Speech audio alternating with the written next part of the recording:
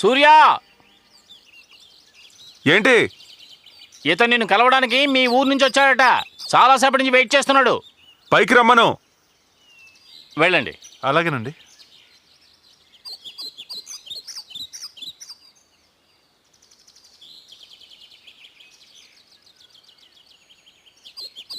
నమస్కారం సార్. నమస్కారం.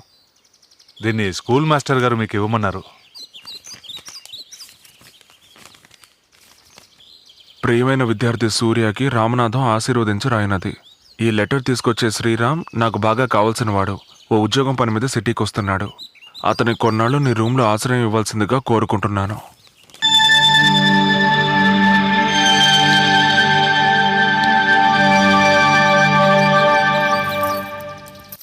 నా రూమ్ నెంబర్ 101 కింద ఉంది. వెళ్ళి కాసేపు రెస్ట్ తీసుకోండి. అలాగేనండి. ఏం కావాలని అడగండి. అలాగే. చాలా థ్యాంక్స్.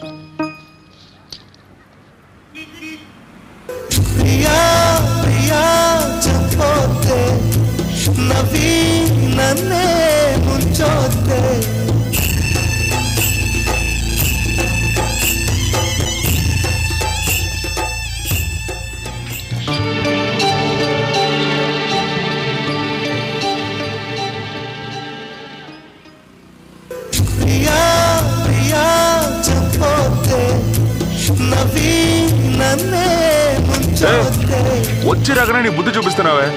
తను నా మనిషి. నా మనిషి అంటే? నేను లవ్ చేస్తున్న అమ్మాయి. ఓ సారీ సారీ. వెళ్ళే.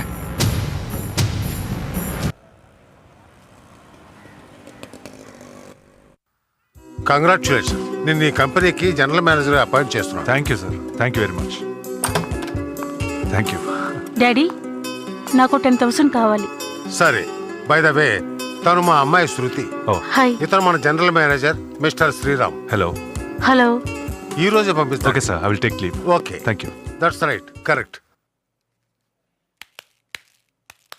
సూర్య, నీ రూమ్ లో ఉంటున్న శ్రీరామ్కి ఏదో పెద్ద కంపెనీలో జాబ్ వచ్చిందిట. రూమ్ ఖాళీ చేసి వెళ్ళిపోయాడు. మీతో చెప్పి వెళ్ళమన్నాను. ఫ్రీగా ఉంటే ఫోన్ చేస్తానని చెప్పి వెళ్ళిపోయాడు. చూసావట్రా, వచ్చేటప్పుడు అమాయకుడిలా వచ్చాడు. ఉద్యోగం వచ్చి రాగానే చెప్పకుండా వెళ్ళిపోయాడు. ఖాళీగా ఉంటే ఫోన్ చేస్తాడా? పెద్ద పుడింగి. వచ్చిన రోజే నాకు తెలుసురా వాడు పెద్ద ఫ్రాడ్ అని. చచ్చా, అదేమై ఉండదురా. వాడికేం ప్రాబ్లము ఎవరికి తెలుసు. పద. ఒకరోజు నా టీవీఎస్ 50 రిపేర్ అయిపోయింది. ఎంత ప్రయత్నించినా స్టార్ట్ అవ్వలేదు. అనుకోకుండా శ్రీరామ్ కారులో అటువైపు వచ్చాడు. వేరే దారి లేక నిర్మలని వాడితో పంపించాను.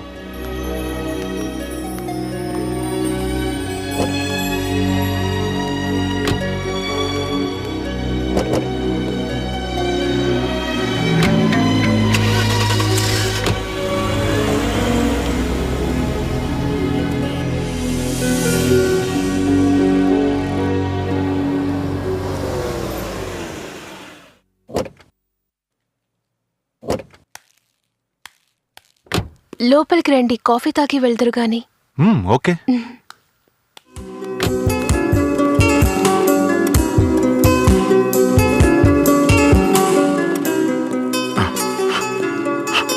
నాన్నా. నమస్కారం సార్.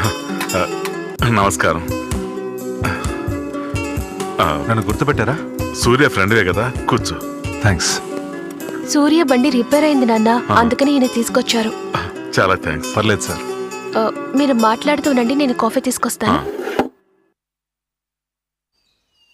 ఆ సమయంలో మా మావయ్యకి సీరియస్గా ఉందని ఊరి నుంచి ఫోన్ వచ్చింది.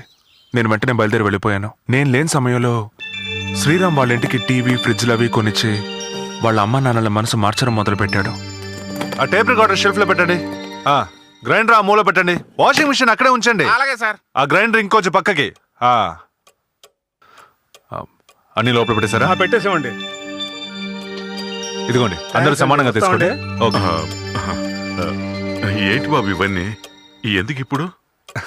చూడండి, ప్రతి ఇంట్లోనూ టీవీ, ఫ్రిడ్జ్, గ్రైండర్, సిలిండర్ అన్నీ ఉంటాయి. మన ఇంట్లో లేకపోతే ఎలాగా?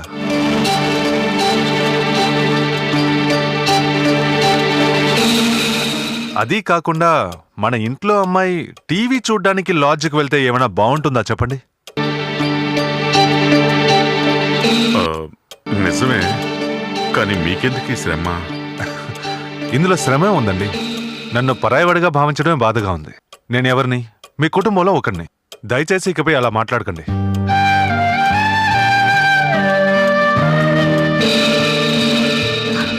ఏమిటండి ఇది? ఆ, తను అలా నిలబెట్టి మాట్లాడుతున్నారు. బాబు అలా కూర్చో. కూర్చోండి. నిర్మలా, శ్రీరామ్కి కాఫీ తీసుకురా. అలాగే నాన్నా.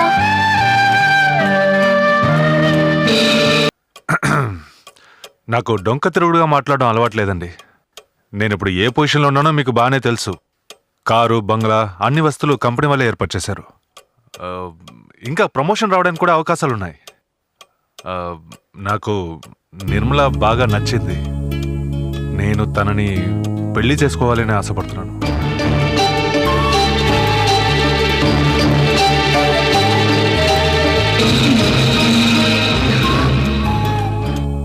ఆ, అంటే అది కాదు, నిర్మల డాక్టర్ కావాలని ఆశపడుతోంది.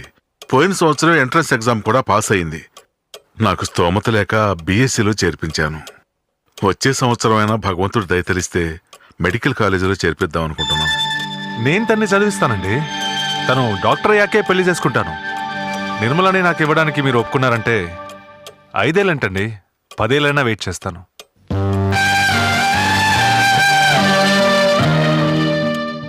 నిర్మలనే కాదండి, నిర్మల తమ్ముడిని కూడా బాగా చదివించి పెద్ద ఇంజనీర్ని చేస్తాను. నిర్మల్ని గనుక పెళ్లి చేసుకుంటే అందరం కలిసి హ్యాపీగా ఉండొచ్చు. నాకు మీరు కాకపోతే ఇంకెవరున్నారు చెప్పండి?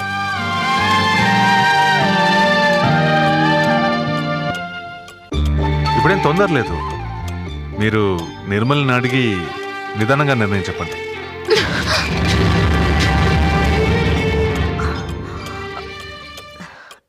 మరి నేను వెళ్ళొస్తానండి. ఉండు బాబు, కాఫీ తాగి వెళ్దు గాని. పర్వాలేదండి.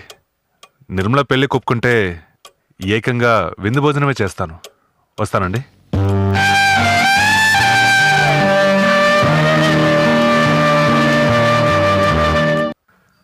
ఏంటి నాన్న ఇది? అతనేదో తెలియక పెళ్లి చేసుకుంటానన్నాడు. మీరు తెలిసే ఇలా మాట్లాడుతున్నారే, మీ ఉద్దేశం ఏంటి? నాకు అర్థం కావట్లేదు. ఎందుకమ్మా అంత కోప్పడుతున్నావు? ఒక్కసారి ఆలోచించు. ఆ అబ్బాయి రేపే పెళ్లి చేసుకోమంటావు లేదుగా. ముందు నిన్ను డాక్టర్ని చేసి ఆ తర్వాతే పెళ్లి చేసుకుంటానంటున్నాడుగా. ఏం మాట్లాడుతున్నారు? ఇంతకాలం సూర్యని మీ అల్లుడని చెప్పుకొని అతన్ని ఎంతో ఆశ పెట్టారు. నా మనసులో కూడా అలాంటి ఆశలే కలిగించారు. అవన్నీ ఇప్పుడు ఆలోచిస్తే కుదురుతుందా? అతనేదో చిన్న లాడ్జిలో పనిచేసుకుంటూ నెలకు 3-4 వేలు జీతం తెచ్చుకుంటున్నాడు. అతన్ని పెళ్లి చేసుకుంటే నువ్వు డాక్టర్ కాగలవమ్మా? సో నువ్వు సరే అంటేనే మన కుటుంబం ఒక గాడిన పడుతుంది. నీ తమ్ముడి భవిష్యత్తు కూడా బాగుంటుంది. అప్పుడు సూర్య ఎంతో బాధపడతాడు కదా. సరేనమ్మా, సూర్య బాధపడతాడని నువ్వు అతన్నే పెళ్లి చేసుకున్నావనుకో, జీవితాంతం నువ్వు వంటగదికే పరిమితమైపోతావు. అందుకని 1-2 సార్లు ఆలోచించి నిర్ణయం తీసుకోమ్మా.